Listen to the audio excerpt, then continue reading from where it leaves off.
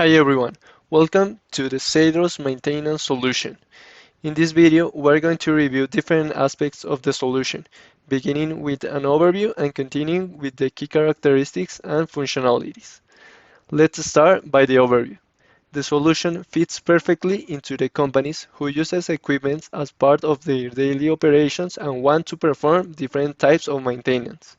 It reduces maintenance cost by minimizing the occurrence of the equipment failures. Additionally, you can execute mass load for different types of data, which increase the employee productivity.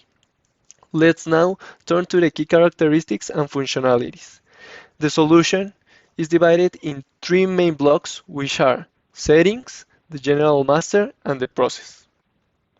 In the settings block, there is a work center named General Lookup Master. Here you can define different types of maintenance, such as preventive maintenance, corrective maintenance, or activation projects. Moreover, you can define failure types, location types, shutdown types, and notification types. Furthermore, on the Maintenance Schedule Work Center, you can schedule a maintenance that will generate notifications if certain conditions are met. In the General Master block, you must create all the data that is used on the solution. For example, the parent location, which is where the maintenance will take place. Another example is the equipment. This General Master will decide the equipment's ownership and if it is linked to a fixed asset. Also, you can aggregate characteristic measuring points and additional information if it is needed. In the Planned Maintenance Work Center, you can plan a preventive maintenance for an equipment based on different measuring points such as kilometers, temperatures, or even time.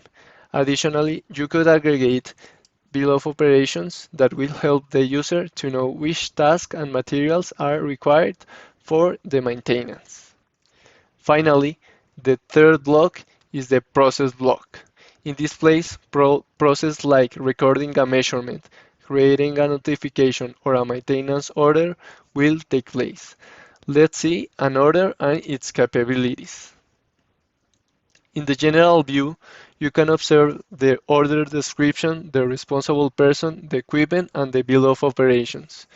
In the order task view, you can see different tasks and the materials required to make a maintenance.